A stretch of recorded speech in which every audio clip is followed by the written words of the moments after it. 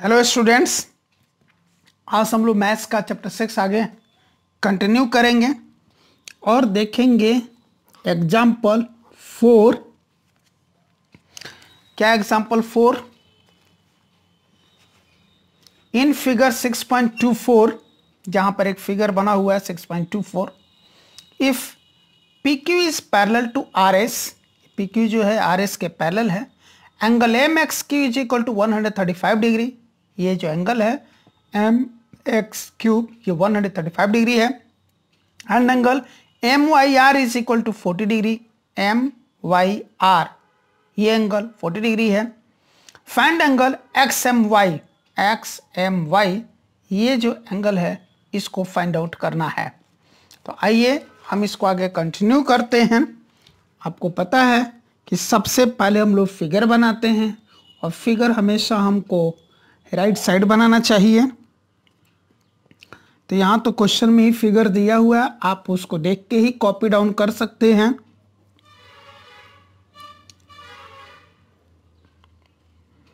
ये point P है, ये X है, ये Q है, ये M है और ये पॉइंट Y है, ये R है और ये S है। यहाँ पर ये जो एंगल्स दिए गए उनको हम न्यूमेरिकली भी रिप्रेजेंट कर लेते हैं। एंगल 1 इसको लेते हैं एंगल 2। एंगल 1 यहाँ पर 135 डिग्री दिया हुआ है और एंगल 2 यहाँ 40 डिग्री दिया हुआ है। अब आगे हम लोग लिखते हैं गिवन क्या क्या है। In figure 6.24 if P Q is parallel to R S, P Q जो है वो आर एस के पैरेलल है। And angle M X Q is equal to 135 degree, यानी कि अब डायरेक्ट हम लिख लेते हैं angle 1 is equal to 135 degree. And angle M Y R equal to 40 degree, इसको भी हम डायरेक्टली लिख लेते हैं angle 2 is equal to 40 degree. Find क्या निकालना है? एंगल एक्स एम वाई, ये वाला एंगल हमको निकाल देना है। एंगल एक्स एम वाई कितना होगा ये निकाल लेना है। अब आइए इसके लिए हम लोग सॉल्यूशन करें। सॉल्यूशन करने के लिए यहाँ पर हम लोग एक कंस्ट्रक्शन कर लेते हैं। एक ऐसा लाइन ले लेते हैं, से फॉर एग्जांपल ए बी, जो कि पॉइंट एम से होकर पास करे और पी क्यू और आर एस के पैरेलल हो। तो यहाँ हम लिख लेते हैं construction, draw A B parallel to P Q parallel to R S. P Q और आर एस तो पहले से पैरेलल है और इन दोनों के पैरेलल ए बी ले लिया थ्रू एम, पॉइंट एम से होते हुए। अब यहाँ पर एक जो ये एंगल बन रहा है, इस एंगल का नाम हम लोग न्यूमेरिकली 3 ले सकते हैं और ये जो एंगल बन रहा है इसको हम लोग एंगल 4 ले सकते हैं। ठीक है। अब सॉल्यूशन टू फाइंड हम लोग सॉल्यूशन लिखते हैं। यहाँ देखिए ध्यान से, तो पी क्यू और ए बी दोनों आपस में पैरेलल है। इस हिसाब से एंगल 1 और एंगल 3 क्या बन रहे हैं? कंसेक्यूटिव इंटीरियर एंगल्स बन रहे हैं। और कंसेक्यूटिव इंटीरियर एंगल्स क्या होते हैं? सप्लीमेंट्री होते हैं, यानी कि दोनों का सम 180 डिग्री होता है। तो यहाँ since P Q is parallel to A B, ये कंस्ट्रक्शन से है, therefore angle 1 plus angle 3 is equal to 180 degree. वो क्यों जी? ये हैं consecutive interior angles. This implies that angle 1 हमको मालूम है 135 डिग्री प्लस एंगल 3 नहीं मालूम है, is equal to 180 degree. 135 degree कहाँ से लेकर चल रहे हम लोग? यहाँ से इक्वेशन 1 से, इसको इक्वेशन 2 मान लेते तो इक्वेशन 1 से ये आएगा। तो यहाँ हम लिखेंगे from equation first, this implies that angle 3 is equal to 180 degree. ये 135 डिग्री इधर प्लस इधर आकर के क्या हो गया? माइनस हो गया। This implies that angle 3 is equal to 180 में से 135 माइनस करेंगे तो कितना हो जाएगा? माइनस कर लीजिए, 0 में से 5 तो माइनस होगा नहीं, इधर से बोरो ले लीजिए, 10 हो जाएगा, 10 माइनस 5 5। अब यहाँ बचेगा 7, 7 माइनस 3 4 और फिर 1 माइनस 1 0, यानी कि बस केवल यही हो गया 45 डिग्री। ये हमारा इक्वेशन थर्ड हो गया। 1 और 2 तो पहले ही मान लिया था। सिमिलरली हम लोग यहाँ अब देखें, चूंकि ए बी और आर एस दोनों आपस में पैरेलल है, तो एंगल 4 और 2 ये बना रहे alternate interior angles and alternate interior angles are equal. तो इस हिसाब से यहाँ पर अब हम क्या लिखेंगे, since A B is parallel to R S, A B और आर एस पैरेलल है, वो भी क्यों जी, by construction. Therefore angle 4 is equal to angle 2, वो क्यों जी, अल्टरनेट इंटीरियर एंगल्स है, ये अल्टरनेट एंगल्स इक्वल होते हैं। This implies that angle 4 is equal to angle 2 already हमको दिया हुआ है कितना, 40 डिग्री। ये 4 निकल गया, 40 डिग्री, क्वेश्चन 4 हो गया। कहाँ से लेकर आए हम लोग इसको, फ्रॉम इक्वेशन 2, यहां से लेकर के आए यहाँ पर। नाउ अब हमको क्या करना था, ये वाला एंगल निकालना है, एंगल एक्स एम वाई, यही है एक्स एम वाई। कैसे बनेंगे, एंगल 3 प्लस एंगल 4 कर देने से बन जाएगा ना, तो एंगल 3 प्लस एंगल 4 कर देंगे। एंगल 3 यहाँ पर हमारा निकला 45 डिग्री, प्लस एंगल 4 यहाँ पर निकला 40 डिग्री। दोनों कहाँ से आए बताना पड़ेगा हमको, तो from equations 3 and 4, this is equal to 45 degree plus 40 degree कितना हो गया, 85 डिग्री, और यही हमारा फाइनल आंसर हो गया। अब हम लोग आगे बढ़ें एग्जाम्पल 5 की तरफ।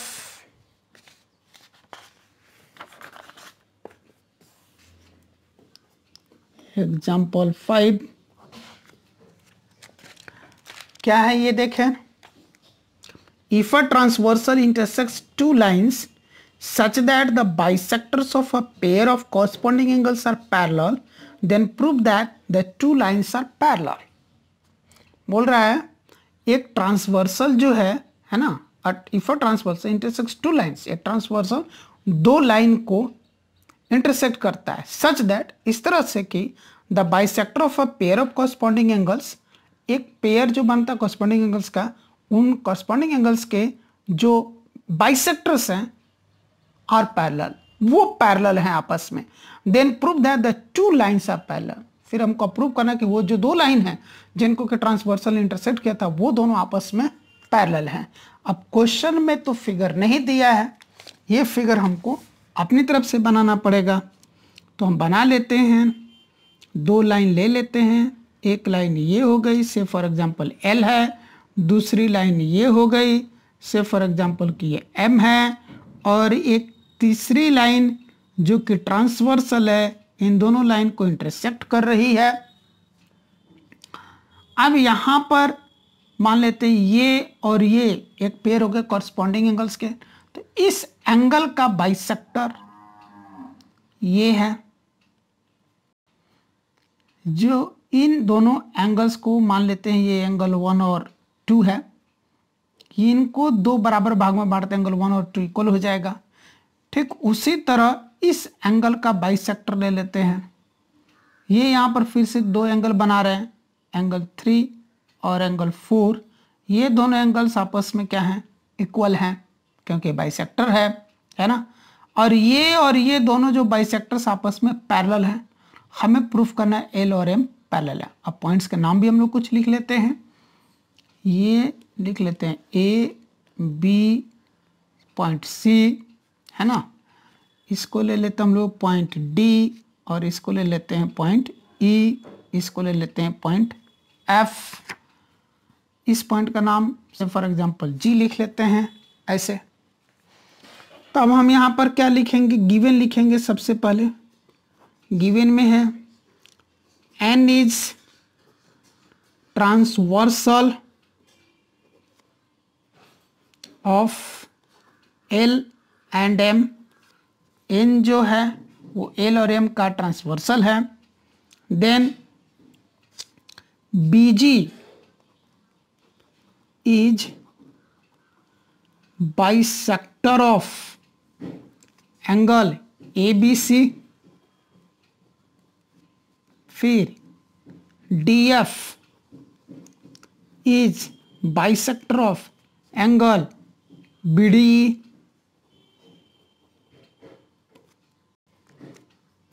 फिर BG is parallel to DF,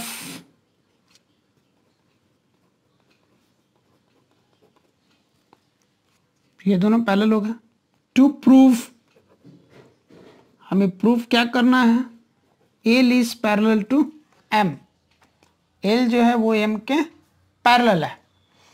अगर ये एंगल और ये एंगल आपस में इक्वल हो जाए, कॉरस्पॉन्डिंग एंगल इक्वल हो जाए, तो ये दोनों पैरेलल हो जाएंगे, है ना।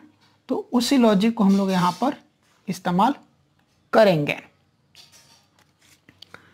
यहाँ लिखते हम लोग प्रूफ में, since BG is bisector of angle ABC, given है ये कि BG एंगल ABC का बाइसेक्टर है, देयरफॉर क्या हो गया, angle 1 is equal to angle 2 is equal to half of angle ABC, यही होगा, ये दोनों आपस में इक्वल होंगे और हर एंगल इस एंगल ABC का इक्वल आधा होगा। तो ये हमारा इक्वेशन 1 हो गया। सिमिलरली जब इस तरह से लिखते हैं तो हम लोग पढ़ते हैं similarly, since DF is bisector of angle BDE, given है, देयरफॉर यहां भी angle 3 is equal to angle 4 हो जाएगा, angle 3 is equal to angle 4 is equal to half of angle BDE बनेगा। ये सेकंड इक्वेशन हो गया हमारा। Now since BG is parallel to DF, ये भी गिवन है, यहां पर दोनों को पैरेलल दिया था, ये पैरेलल का साइन है, देयरफॉर जब ये BG और DF पैरेलल हैं तो कॉरस्पॉन्डिंग एंगल्स इक्वल होंगे, और यहाँ पर एंगल 1 और एंगल 3 ये कॉरस्पॉन्डिंग एंगल्स बन रहे हैं, ये दोनों आपस में क्या होंगे, इक्वल होंगे। Angle 1 is equal to angle 3, corresponding angles, this implies that angle 1 क्या है, यहाँ पर हाफ ऑफ एंगल ABC है, और एंगल 3 यहाँ पर क्या है, हाफ ऑफ एंगल BDE है। ये दोनों हम कहाँ से लेकर आ रहे हैं, from first and second, from equations first and second.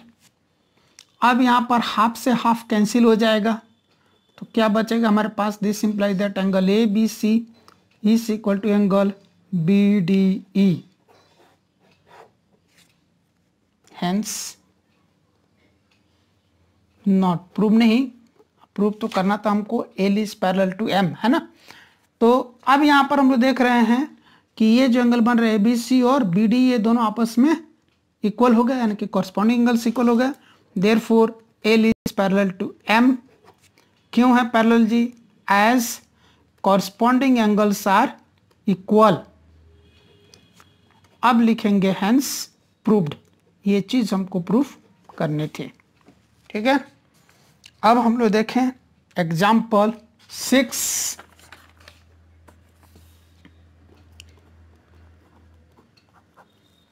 क्या है जरा पढ़ के देखें। इन फिगर 6.27, यहां पर ये फिगर दिया हुआ है 6.27, AB ये रहा पैरेलल टू CD, ये है CD, and CD is parallel to EF, also EA is perpendicular on AB if angle BEF ये वाला angle is equal to 55 degree. Find the values of x, y, z। हमको ये x, ये y और ये z निकाल देना है। आइए आगे कैरी करते हम लोग। वही सबसे पहले क्या को फिगर बनानी पड़ती है, तो फिगर बनाते हम लोग। यहाँ पर ये 3 लाइंस हैं ऐसे, फिर एक लाइन सेगमेंट ऐसे है, और एक लाइन सेगमेंट ऐसे है। इस पॉइंट का नाम ए है, इस पॉइंट का नाम सी है, इस पॉइंट का नाम ई है, इस पॉइंट का नाम बी है, इस पॉइंट का नाम डी है, इस पॉइंट का नाम एफ है। यहाँ ये एंगल एक्स है और ये एंगल वाई है और ये एंगल जेड है और ये वाला एंगल 55 डिग्री है। हम अपने कन्वीनियंस के लिए, अपने सुविधा के लिए इन एंगल्स को न्यूमेरिकली ले लेते हैं। तो हम लिख सकते हैं एंगल 1, 2, 3 एंड 4। अब हम लोग लिखें गिवन। दिया क्या है? गिवन है A B is parallel to C D. A B parallel to C D यानी कि ये दोनों लाइनें आपस में पैरेलल हैं। फिर है C D is parallel to E F. C D is parallel to E F यानी कि ये दोनों आपस में पैरेलल हैं। फिर है angle B E F. B E F यानी कि ये एंगल 1 ये है 55 डिग्री।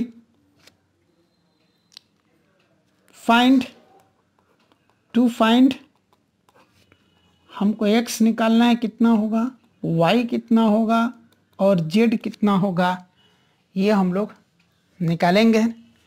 एक चीज़ और दिया था गिवन में, EA is perpendicular on AB। EA is perpendicular on AB। EA is perpendicular on AB यानी कि यहाँ पर जो एंगल बन रहा है ये परपेंडिकुलर बन रहा है।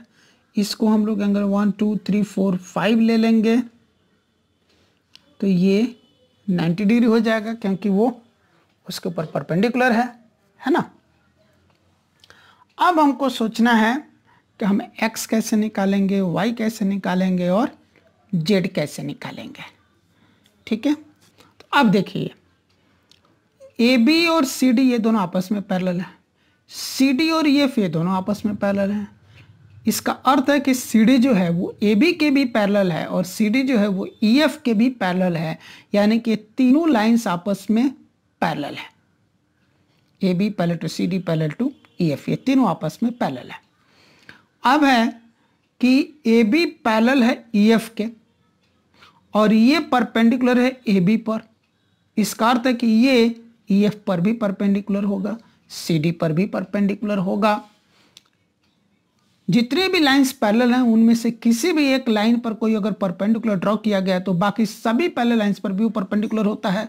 तो यहाँ पर जब ये तीनों लाइंस आपस में पैरेलल हैं, इनमें से अगर केवल AB पर इसको परपेंडिकुलर बताया गया है तो ऑटोमेटिकली ये CD और EF पर भी परपेंडिकुलर होगा।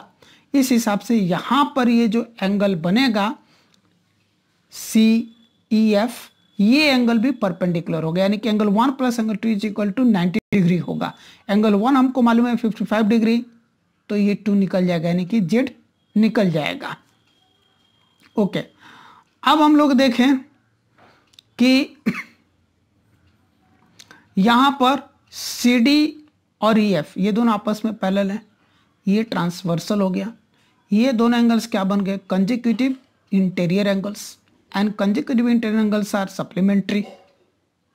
तो इन दोनों का सम 180 डिग्री होगा। ये एंगल 1 मालूम है तो एंगल 3 हमको मिल जाएगा। और फिर यहाँ पर AB और CD पैरेलल हैं, ये ट्रांसवर्सल है तो एंगल 3 और एंगल 4 क्या बन रहा है, कॉरस्पॉन्डिंग एंगल्स, है ना।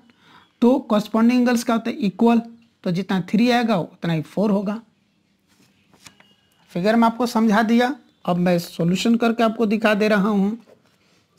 Since AB is parallel to CD and CD is parallel to EF given है, therefore AB is parallel to CD is parallel to EF, ये तीनों आपस में पैरेलल हो गए। इसको हम लोग स्टेटमेंट 1 ले सकते हैं।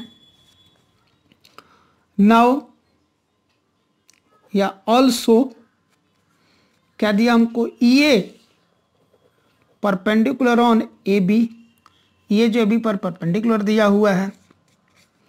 देयरफॉर ये इज परपेंडिकुलर ऑन EF, इसलिए ये जो है EF पर भी परपेंडिकुलर होगा। वो क्यों? Perpendicular drawn to any one of the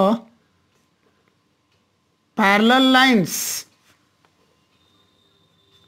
is perpendicular to all lines, to all parallel lines लिख दे रहा हूं मैं। मतलब पैरेलल लाइंस में से किसी भी एक लाइन पर जो परपेंडिकुलर खींचा जाता है वो सभी पैरेलल लाइंस पर परपेंडिकुलर होता है। ये हो गया। देयरफॉर अगर इस पर भी परपेंडिकुलर तो क्या हो गया? Angle CEF is equal to 90 degree हो जाएगा। This implies that angle 1 plus angle 2 is equal to 90 degree. This implies that angle 1 हमको यहाँ पर मालूम है, इसको हम लोग इक्वेशन 1 ले लेते हैं और इसको स्टेटमेंट 2 ले लेते हैं, है ना। तो एंगल 1 यहाँ पर कितना है? 55 degree plus angle 2 is equal to 90 degree. This imply that angle 2 is equal to 90 degree. ये 55 इधर प्लस है, इधर आकर के क्या हो गया? माइनस हो गया। This imply that angle 2 is equal to 90 में से 55 माइनस करेंगे कितना जाएगा? 35 डिग्री, है ना। और जो एंगल 2 है वो हमारा Z है, इसलिए Z is equal to 35 degree. ये हमारा एक आंसर निकल गया, Z निकल गया। Now since CD is parallel to EF, ये तो गिवन है, therefore angle 1 plus angle 3 is equal to 180 degree. वो क्यों? ये बन रहे हैं consecutive interior angles. Consecutive interior angles supplementary होते हैं। This imply that angle 1 55 degree दिया हुआ है यहाँ पर इक्वेशन 1 में, प्लस एंगल 3 कितना हमारा Y है, is equal to 180 degree. This imply that Y is equal to 180, या 55 जो इधर प्लस इधर आके क्या हो गया? माइनस हो गया। This imply that Y is equal to 125 degree. ये हमारा सेकंड आंसर निकल गया Y। ये हम लेकर के आए थे 55 डिग्री फ्रॉम इक्वेशन फर्स्ट, तो इसको हम लोग यहाँ पर मेंशन कर देते हैं। यहाँ भी हम लोग मेंशन करेंगे कि इसको हम लोग लेकर आए थे फ्रॉम इक्वेशन फर्स्ट। जहाँ जहाँ इस तरह से होता है उसको मेंशन करना बहुत ज़रूरी होता है। अब रह गया Y निकालना, X निकालना, Y निकल गया। X के लिए since AB is parallel to CD, AB और CD पैरेलल है, ये भी गिवन है। Therefore angle 4 is equal to angle 3। क्या हो गए? कॉरस्पॉन्डिंग एंगल्स हो गए, corresponding angles are equal. This imply angle 4 है X और एंगल 3 है Y। This imply that X is equal to, और Y का वैल्यू यहाँ पर कितना आया है, इसको हम लोग अभी क्वेश्चन 3 ले लेते हैं। जब यहाँ पुट करना है तो 125 डिग्री, और यही हमारा आंसर हो गया। X भी निकल गया। कहाँ से आया ये? From equation 3। ऐसा अब हम लोग पहुंच गए एक्सरसाइज 6.2 पर। Exercise 6.2 question number 1। In figure 6.28, यहाँ पर एक फिगर दिया है 6.28। Find the values of X and Y। ये रहा X और ये रहा Y, इन दोनों का वैल्यूज निकालना है। Then show that AB is parallel to CD, और फिर हमको बताना है कि AB और CD दोनों आपस में पैरेलल हैं। तो चलिए शुरुआत करते हैं हम लोग। सबसे पहले क्या करना होता है, हमें फिगर बनाना होता है। फिगर हम लोग बना लेते हैं। क्वेश्चन में फिगर गिवन है तो वहां से देख के हम लोग बना लेंगे। ये है ए बी और ये है सी और ये है डी। ये एंगल दिया हुआ है 50 डिग्री। ये एंगल है एक्स, ये एंगल है वाई और ये एंगल है 130 डिग्री। अब हम लोग इसको न्यूमेरिकली ले लेते हैं। एंगल 1, एंगल 2, एंगल 3 और एंगल 4 अपने कन्वीनियंस के लिए, सुविधा के लिए हम लोग ले लिए। यहाँ पर लिखेंगे हम लोग गिवन, दिया क्या है, ए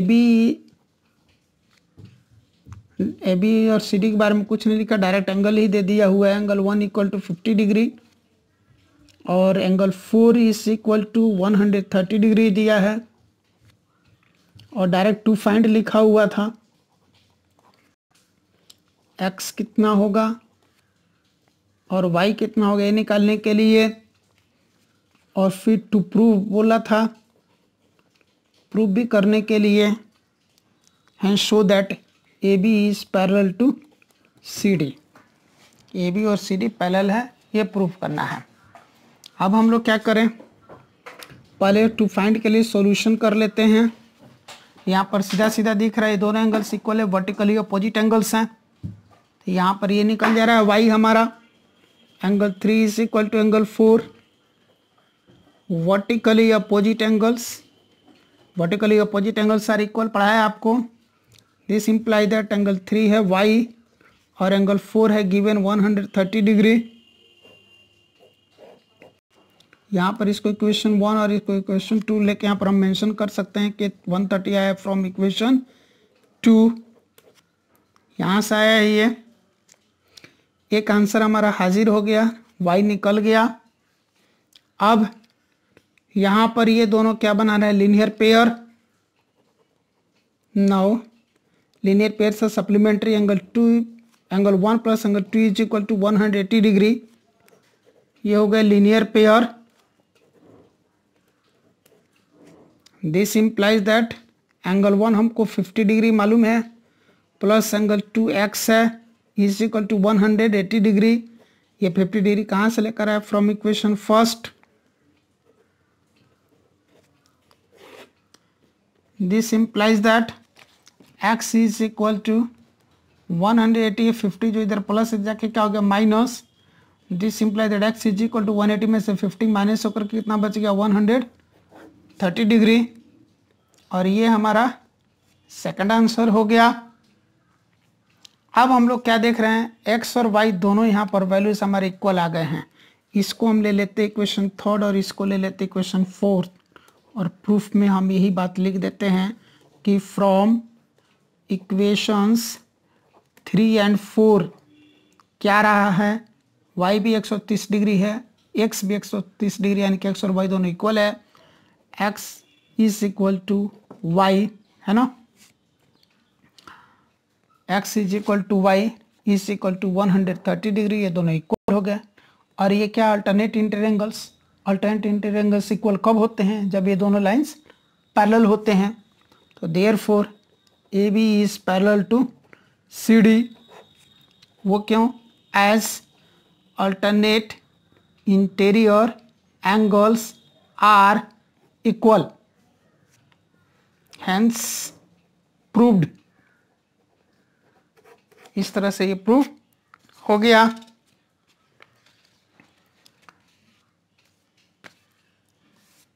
तो आज की क्लास में हम लोग इतना ही रखते हैं। अब आपकी जिम्मेदारी है कि आज जो हमने क्वेश्चंस आपको बताए वो सारे के सारे क्वेश्चंस आप खूब अच्छी तरह से प्रैक्टिस कर लें, उस पर हमेशा हमेशा के लिए कमांड कर लें, और फिर उसके बेसिस पर आप इस एक्सरसाइज में जो क्वेश्चन है, question number 2, question number 3, question number 4, question number 5 और ये क्वेश्चन नंबर 6, इनको बनाने की कोशिश करें। और फिर जब हम नेक्स्ट क्लास में मिलेंगे तो इसको हम डिस्कस करेंगे, और आप अपना वो बनाया हुआ जो कॉपी, जहाँ पर जिस कॉपी में जिस रजिस्टर में आप बनाए हैं उसको सामने रख करके फिर टीचिंग वीडियो देख करके और फिर उसमें से आप मैच करेगा आप कहाँ गलत हैं कहाँ सही हैं। एक बार हमारे बताने से पहले भी आपको इसको प्रैक्टिस करना जरूरी है।